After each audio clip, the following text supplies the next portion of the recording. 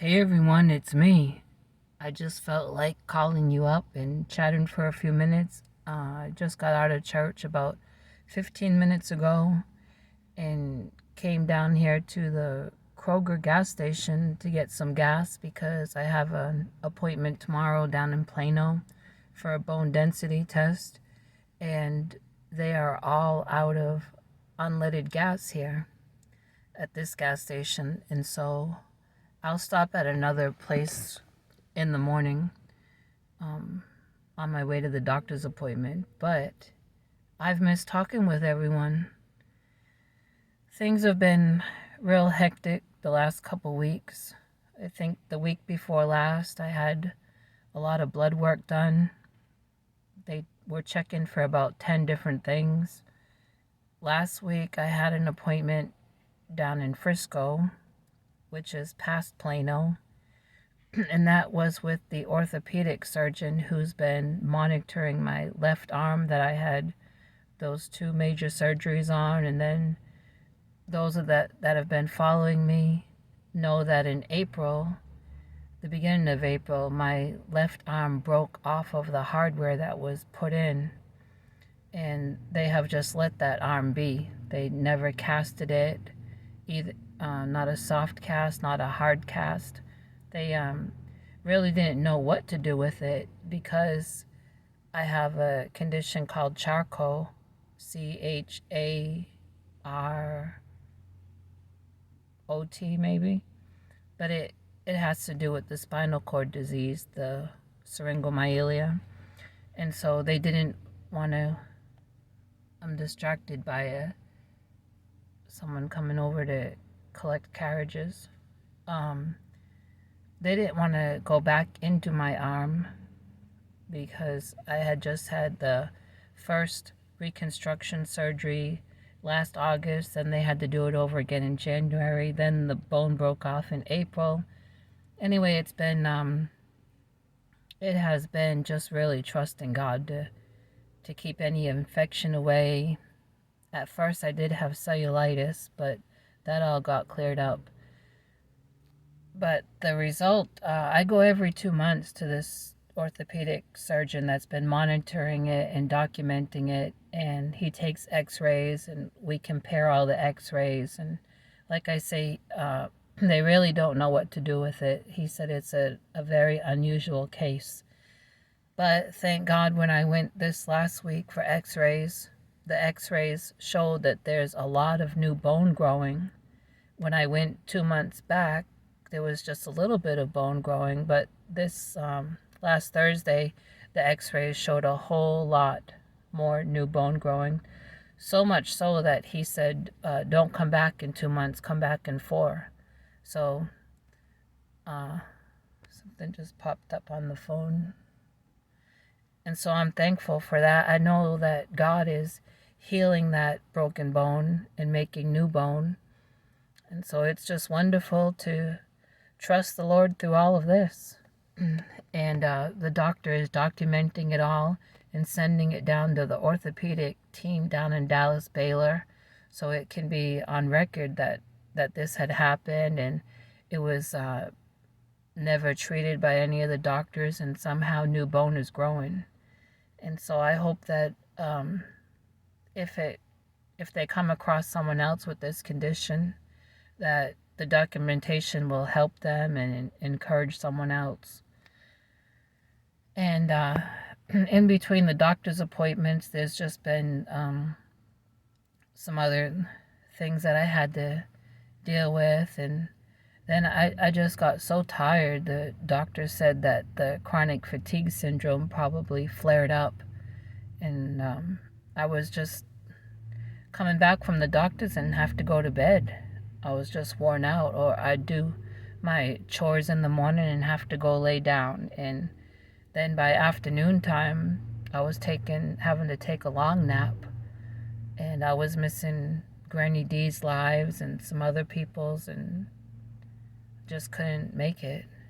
But in other people's lives, I would just pop in to say hi, and then my eyes would start hurting watching the videos, and I'd have to rest my eyes, and then I'd fall asleep. It has been, like I say, one thing after another. And I have missed making a video like this. I know I did a few short videos of my chickens, but I haven't sat down and called any one of you to talk with like I am now. But I thought I better call my friends tonight and talk a few minutes before I head home. I thought there would be gas here, but they're out of the gas that I need. And speaking of gas, finally was able to get my propane tank filled. Hallelujah. It's 22.8 or 9 gallon tank. It's a tall tank. And I was putting back money for a car repair and trying to take some of that money and put it towards getting the propane. And I was splitting it up, and then I was able to sell a couple crocheted things, which helped. And someone from church came yesterday, him and his son, who's maybe about 15 years old. They came and unhooked my tank, and they helped me put it in my car, because his van, he's a carpenter, and his van was full of tools and wood and all. So those two lifted the tank. It's heavy even when it's empty. And they put it in my car. And then they followed me to Tractor Supply, which is the cheapest place here to get the propane filled. And they took the tank out and put it on a dolly and wheeled it over to where you got to get it filled. And it got filled. And it was just a little over $80. But thank God I had the money to get it filled. And then we got it back in the car, followed me home, and then they hooked it up. And then they treated me to lunch, which was just a real big surprise. So we went out for lunch. A lot of traffic in this parking lot. After lunch, the guy said, "Well, follow me. I have a surprise for you." So I followed him, and we ended up at a car wash. And him and his son, they washed my car. They really sudsed it up and scrubbed it real good and washed it, rinsed it, waxed it. And it's so shiny. And it had really been needing it, because I've neglected my car as far as washing the outside and cleaning the inside, because it was just too difficult with this shoulder, and especially vacuuming. There was no way that I could get under the seats and between the seats and all that. So I was really ashamed too of how it was looking, but that was just something I had to let go. And anyway, I was real surprised that they wanted to do that for me. I didn't ask them. And after the car wash, he said, "Well, follow me." I followed him down the road to a place where they have real strong vacuum cleaners for your cars, and it's free.